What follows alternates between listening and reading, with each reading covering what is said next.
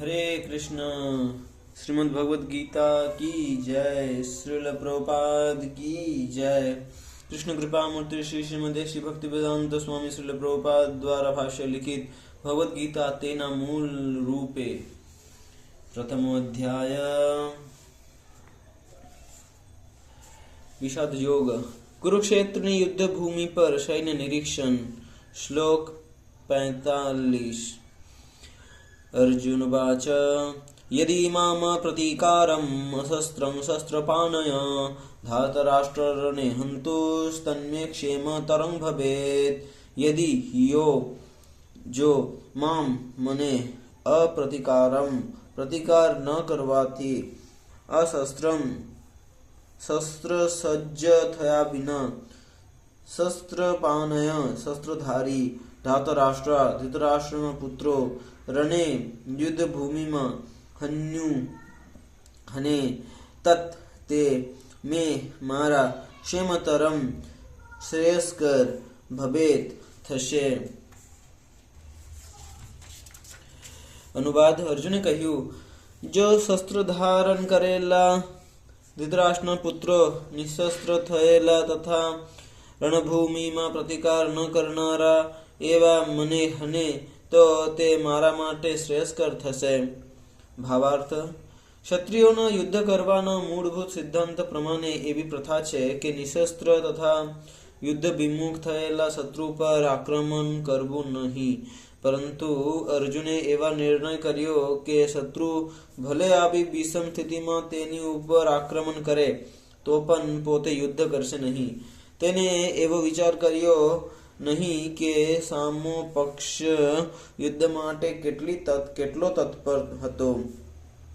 આ બધા લક્ષણો તેના ભગવાનના મહાન ભક્ત હોવાને કારણે ઉત્પન્ન થયેલી હૃદયની કોમળતાને લીધે જ દેખાય છે। સંજય ઉવાચ एवमुक्तार्जुन शङ्खे रथोपस्थ उपाविशत् विसृज्य ससरं चापं शोकसंविघ्नमानस।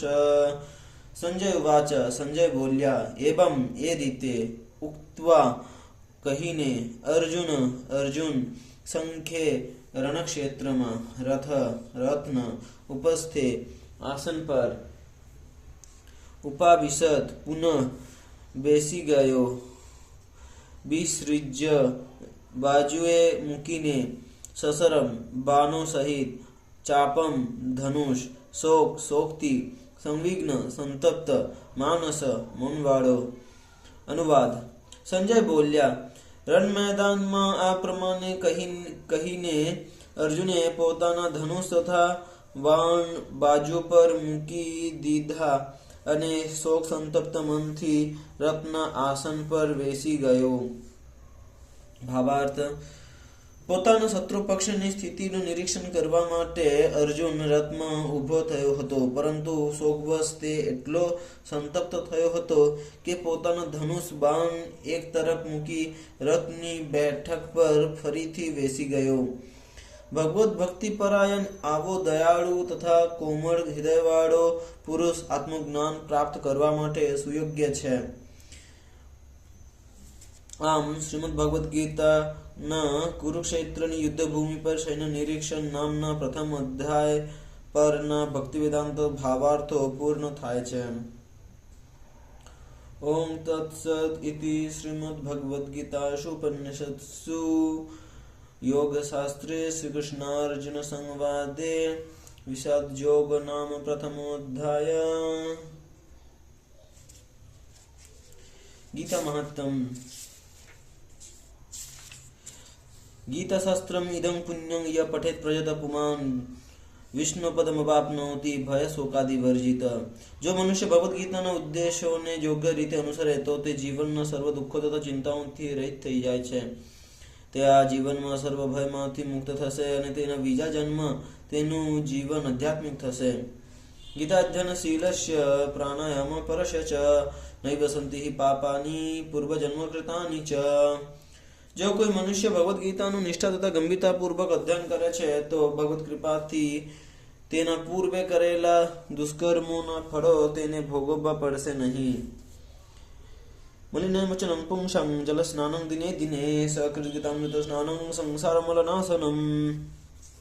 જળમાં સ્નાન કરીને મનુષ્ય હંમેશા પોતાને સ્વચ્છ કરી શકે છે, પણ ભગવદ્ ગીતા રૂપી પવિત્ર ગંગા જળમાં જો કોઈ એક બાર પણ સ્નાન કરી લે તો તે ભવસાગરની મલિનતાથી હર હંમેશ માટે મુક્ત થઈ જાય છે।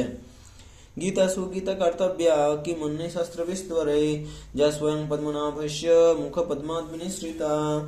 ભગવદ્ ગીતા ભગવાનના મુખ કમળમાંથી ઉદ્ભવી હોવાથી મનુષ્ય માટે અન્ય વૈદિક સાહિત્ય વાંચવાની જરૂર રહેતી નથી। તેને કેવળ ભગવદ્ ગીતાનું જ ધ્યાનપૂર્વક નિયમિત શ્રવણ તથા વાંચન કરવું જોઈએ।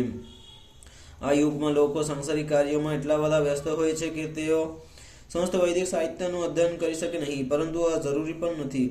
આ એક ગ્રંથ ભગવદ્ ગીતા એ પર્યાપ્ત છે, કારણ કે તે સમસ્ત વૈદિક ગ્રંથોનો નિચોડ છે, અને ખાસ તો એટલા માટે કે તે પૂર્ણ પુરુષોત્તમ પરમેશ્વરે પોતે કહી છે, ભરતામૃત સર્વસ્વં વિષ્ણુર્વક્તાદ વિનિશ્રિતમ ગીતા ગંગોદકં પીત્વા પુનર્જન્મ ન વિદ્યતે।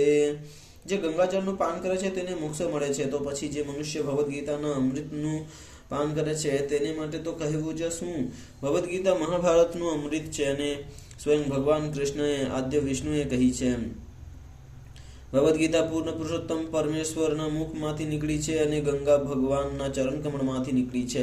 જો કે ભગવાનના મુખ અને ચરણ કમળોમાં કોઈ ભેદ નથી, પરંતુ તટસ્થ ભાવે અધ્યયન કરવાથી આપણે સમજી શકીશું કે ભગવદ્ ગીતા ગંગાજળથી પણ વધુ મહત્વપૂર્ણ છે।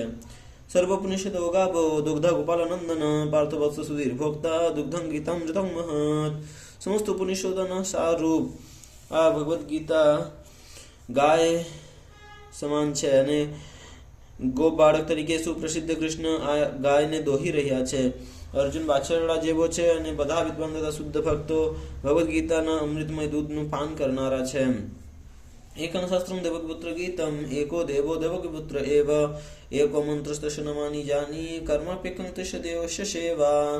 આ વર્તમાન યુગમાં લોકો એક શાસ્ત્ર, એક ઈશ્વર, એક ધર્મ તથા એક વ્યવસાય માટે અતિશય ઉત્સુક છે। તેથી એકં શાસ્ત્રં દેવકીપુત્ર ગીતમ, કેવળ એક શાસ્ત્ર સમગ્ર વિશ્વ માટે માત્ર એક શાસ્ત્ર ભગવદ્ ગીતા રહેવા દો।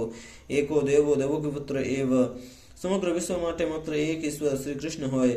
એકો મંત્રસ્તસ્ય નમાની જાની, અને માત્ર એક જપ મંત્ર, એક જપ પ્રાર્થના હોય, તેના નામનું કીર્તન।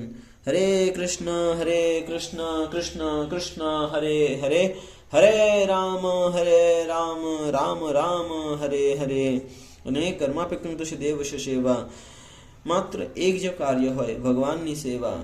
હરે કૃષ્ણ। જય શ્રી પ્રભુપાદ કી જય, શ્રીમદ ભગવદ ગીતા કી જય।